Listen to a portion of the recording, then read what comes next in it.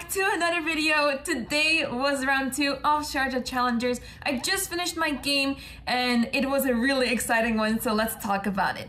In round 2, I faced Giorgio Kaloust from Lebanon. Super exciting to be facing people that are from countries other than Europe because I'm so used to be playing from people from Europe.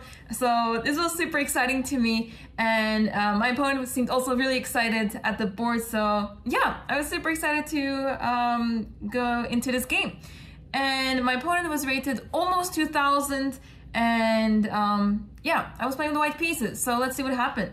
So I started with the move e4 and my opponent for d6. I was expecting my opponent to play c6, the Caracan, which is what he has played most recently in the database. He has also played many other openings on the first move, but I was very certain that he would play the Caracan, but then he played d6 instead. And this was one of the moves that he previously played, but I thought, okay, I guess in my recent experiences, I have played quite a few games recently in classical chess, so I thought, okay, I have quite a few games against d6 now, so I think I'll be fine. Let's see. I played d4, knight f6, knight c3, knight bd7, so no prep here whatsoever, but I basically played bishop e3, and it reminded me of this game that I played in Dutch League, where I got my WGM norm, so I thought, okay, I mean, let's see what happens. e5 is what my opponent played, and f3, and I believe this was very similar to the game that I played in Dutch League, so I thought let's try to repeat the same that I played there. c6 in order to play b5, and here I played a4 to try to stop that. I was not entirely sure if I wanted to play a4 already because maybe there's some queen b6 attacking my pawn on b2, a little bit inconvenient perhaps, so I thought not entirely sure if I have the time to play a4, but I thought if I play, let's say, queen d2, then maybe my opponent will be able to play b5, and I don't really want to allow it that easily.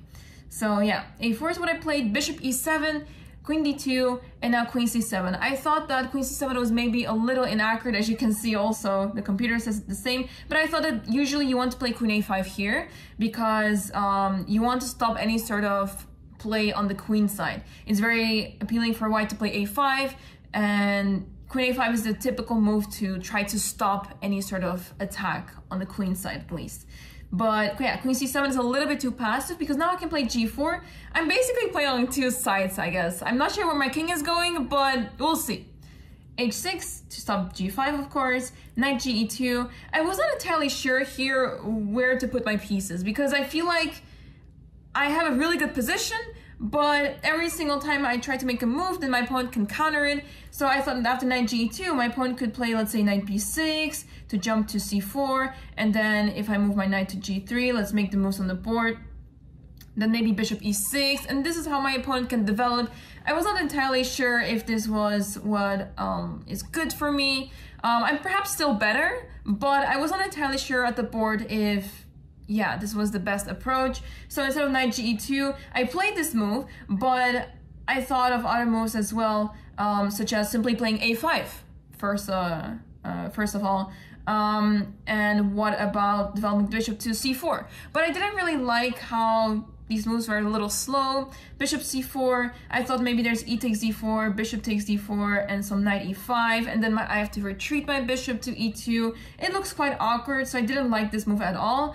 And I thought a5 was a little bit too much because I don't really have my pieces developed well. So if I suddenly start moving pawns like this, I may run into some issues. So that's why I thought I have to develop my pieces. If my opponent gets what they want and also develops, then so be it. So knight g2 is what I decided to go for, and my opponent went for b6 instead of the move that I thought about, knight b6. And I thought, okay, this is a little bit too passive perhaps. So I was feeling really confident with knight g3. My opponent took on d4, bishop takes d4, knight e5. So now my opponent is starting knight takes f3, so I have to defend that pawn with bishop e2, and I'm also developing at the same time. Bishop e6, and now I get to play knight f5. And I was really excited about this because after takes, I just take with a g pawn, and my center is super strong. My next move is f4. I'm either going to castle long, but I also considered castling short, which is really insane when you think about it. But when you look at the position closely, how can black possibly attack on the king side? My two bishops are so good and defending all the important squares here, and the knights have no entry points really. So, okay, my opponent for long castle, I was a bit surprised by this because I thought, honestly, I guess short castle is not good either, but I thought at least when you play long castle, then I get to play a5 perhaps, and I get some activity here on the queen side. And I wasn't entirely sure where my king was going yet, but I was feeling confident here that I can play f4 first, knight retreats to d7, because, well, doesn't really have other squares, right? If you move to g4, that's asking for a lot of trouble. That can be good. Actually, it's already trapped after h3, so not a good idea. So knight d7, I thought at least the knight goes back, and now I can continue my idea with a5, which turns out not to be the best move, but I thought it's either now or never, and I wasn't entirely sure if I played any other move, what happens next. Because, let's say long castle is also really good, but I don't really see what's next, what's the plan. And with a5, I thought, okay, at least I have something here. I was not sure yet what to do after b5. I was heavily considering to sacrifice bishop takes b5, c takes b5, knight takes b5, which turns out to be really bad. But I was feeling really confident after queen b7. Maybe I have some attack going on with knight takes a7, a6. The only issue is that my pawn on e4 is attacked 2 times by the queen and the knight. So there are lots of issues in the position there. My king is not safe here. And yeah, I was not entirely sure if this was really worth it. But yeah, I thought let's play a5 and see what happens. And I was not entirely sure yet if I was going to take or not. Probably not, but I also didn't really have my plan B ready just yet, so. Anyway, my opponent didn't play b5, which I was really happy about because, yeah, this was part of the plan, I guess. Knight c5 was played instead. And I thought, okay, now I can simply take on b6, a takes b6, and queen e3. I'm defending my pawn on e4, and at the same time, I'm threatening b4, and maybe put pressure on the pawn on b6. And once that happens, then I'll have a really nice and pleasant position. So here my opponent went for rook he8, which is setting up quite a nice trick. So let's say I'm careless and I play b4. Apparently this is completely fine still for white, but I thought for some reason knight f takes e4 was really dangerous. The reason why is because after knight takes e4, black can simply either take on e4, but apparently bishop h4 is much stronger even. Because my knight cannot cover the check, the king has to move, let's say king d1. Knight takes e4 or rook takes e4 even, and my position is sort of falling apart. Everything is hanging and my king is just completely exposed here in the center, so in the middle of the board. So that's why I was not sure about b4 here, but turns out that after knight f takes e4, I can just take on c5. I thought it was a little bit too complicated because there's a check here, my king has to move. Apparently king f1 is the only move here to not lose, and after any sort of knight move, I thought maybe like knight g3 could be dangerous, but apparently I am winning tons of material here. I guess I can take on e3, and if you count material, I'll be up material, but of course it's a little bit too much. You don't really have to commit to this. I wanted to keep it simple, and that's why I went for short castle. I'm keeping the king safe on the king side. Which is really crazy because I have barely pawns in front of me over there, but yeah, it's safe for now because my opponent's pieces are really passive. Knight takes e4 anyway. I was a bit surprised by this because I thought that this is exactly the reason why I played short castle. I'm guessing that my opponent missed something because this is completely not working. Knight takes e4, bishop f6, and now I just take on c5.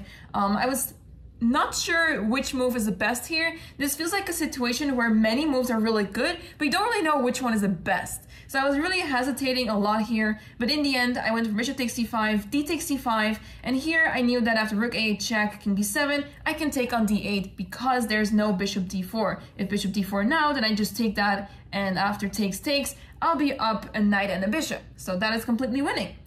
So after rook takes d8, I take on f6, and I'm simply up a piece. Rook a1 because I want to play queen a3 and checkmate or trade queens. And after rook g8, king h1, rook a8, I just traded the rooks off the board. So this way my opponent is not getting checkmated anytime soon, but I'm up the piece in an endgame, and I just need to play very precisely and be very patient. And it's one of those moments that it's really satisfying to play this. It's, you know that you can't lose. Well, you have to play really, really strangely to lose this. And also to make a draw is also quite a tough task here. So anyway, king g2. You have to come up with a plan here, because it's obvious that once you move the queen, the f pawn drops, and it's not that easy to just like make random moves and expect to win here, because my opponent has a queen and my king is exposed quite a bit. So you have to be careful here with white. At least I had basically over 30 minutes on the clock, so I had no rush whatsoever, and I realized that I can just try to set up my pieces in such way: bishop f3, queen e4, targeting that c6 pawn, and then the king has to defend, queen has to defend, and then I just slowly walk the king up the board to grab this pawn, maybe not. I can also just move the pawn upwards. So this is what I came up with, and this is why you have to think about trying to create a plan and not make moves one by one. Because it's, for example, really appealing to just give a check. In this position, it's really appealing to just give a check, because we like giving checks, but it's actually not helping anything. You have to retreat the next move. So that's why in this position, you need to come up with a plan and then try to follow up on that, try to execute it. So king g2, queen d7, queen d3, offering the queen trade, so the queen has to retreat, otherwise we will trade queens, and that's easy win. King g3, defending that pawn on f4, very important, of course. King b8, bishop f3, and here I'm setting things up as I play c4, stopping any sort of b5 move. So now this king is pretty much stuck defending that pawn on c6, because queen e7, queen e4, the queen has to defend that pawn again, and now I'm just playing king g4. Next is king h5, taking that pawn and simply push the h pawn and win, because this queen is paralyzed. If the queen moves, queen takes c6, and on next move, wherever the king goes, it's checkmate. So let's say queen b8, queen b7. So that's it. And that's why you can't really play this. You can't really move the queen, and this is the reason why my opponent resigned after king g4. So yeah, really nice game. I'm really happy about it. It felt pretty smooth. Most of the time was spent in trying to convert the advantage, so that was really nice.